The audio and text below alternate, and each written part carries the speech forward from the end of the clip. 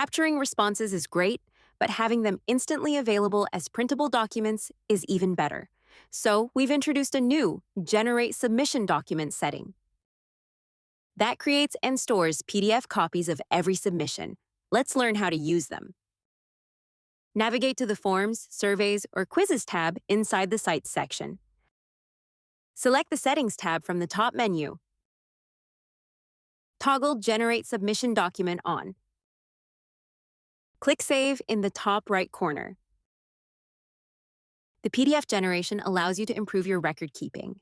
Maintain a backlog of submissions that help you share important information without including raw data, and more accurately evaluate submissions even upon repeated responses.